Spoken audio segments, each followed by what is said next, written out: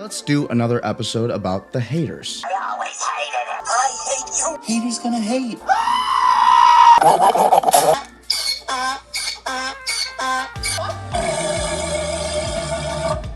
Haters mean that you're actually making some kind of progress in whatever goal you're chasing. Typically, it means that you're getting to somebody. Usually, you're making them feel bad about themselves.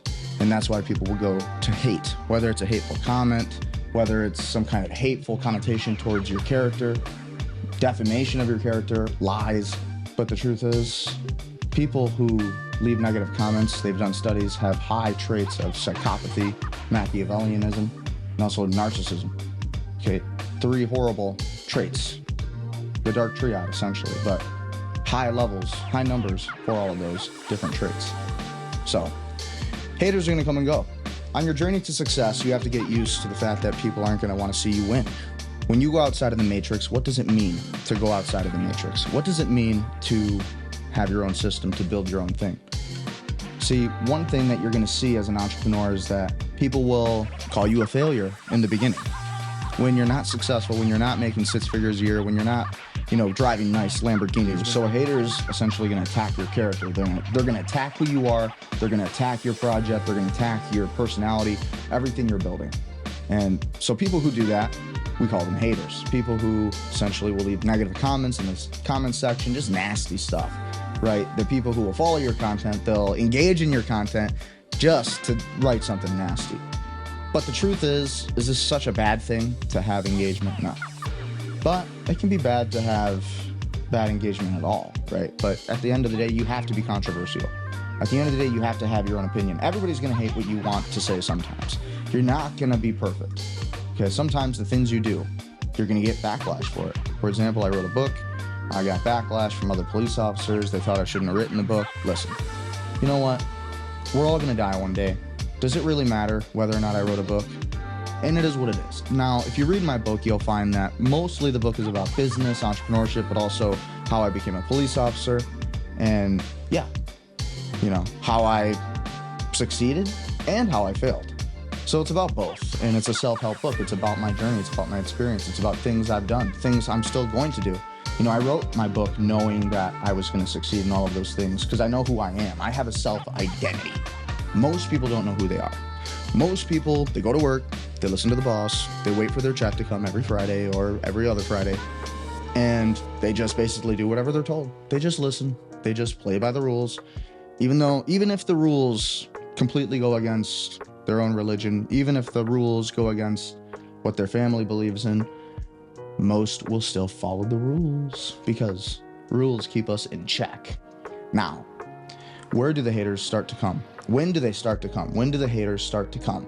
The haters are going to start coming when you're starting to really gain ground. So when you start to be consistent, when you start to actively gain a presence, when you start to grind so hard that you build some kind of following, or if whoever that hater is heard about you from word of mouth, that tends to get to haters a lot. What probably happened if you are experiencing a hater is, they correlate you with some part of who you used to be.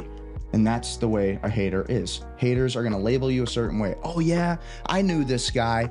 This guy was like this years ago. Or I heard about this guy. He's doing this today. Or I heard about this woman. Or I knew this woman when she was this age and she did this. And this is how she is today, even if I haven't talked to her in years. Is this moron number 1? Put moron number 2 on the phone. That's why. What are you, stupid? What's the matter with you, man? See, that's the thing with human beings. We don't realize that we're all going through a different war. We're all fighting different battles. Everything you see on social media is fake. Everything you see is fraud. Everything you see is completely a lie. It's just the way it is. It's the world we live in, right? The elections that you think are so safe, totally going to be. So I tell you, I was sitting in an election security meeting. I had judges, lawyers there, a few other police officers. We were talking about what to expect during the 2024 election, and you wouldn't believe it. Yes, it's always been a law that you don't need a driver's license to vote, so they say. But who are these illegal immigrants that are coming across the border that we're just allowing to be registered? We don't know who they are, but we're just giving them a name, we're giving them a social security number, we're giving them all this stuff, so that way they can basically just fill in a fake ballot or a fake affidavit. So that way the lawyers can basically just keep approving all these fake people who don't even live here, weren't even born here. But no, that's always been the rules, they say. Well, does that make it right? Isn't that a rule we should change, maybe? Isn't it weird that you can't have cameras inside of a polling center? Oh, well, that would affect people's ability to vote. Bull. What that does is allow election fraud to happen. What that does is allow for your tabulation people to essentially rescan ballots 30 times for each candidate, or for whatever candidate they want. Think about that for a minute. But you can't know about it. No cameras. No cameras inside the voting center. You know, if it wasn't for all those cameras that were inside some of those voting centers, we would have never found all of this fraud happening in 2020. And yes, if you want to say there was no election fraud in 2020, you're entitled to your wrong opinion, but the fact is, there was. The fact is, there absolutely was election fraud. You can go on Twitter X right now, you type it in, election fraud, you'll see everything you need to know. All the ballots that were thrown away, all the ballots that were burned, all the ballots that were ripped up by anti-Trumpers, all the ballots that were not accounted for, that essentially got scanned a million times for one candidate, Biden.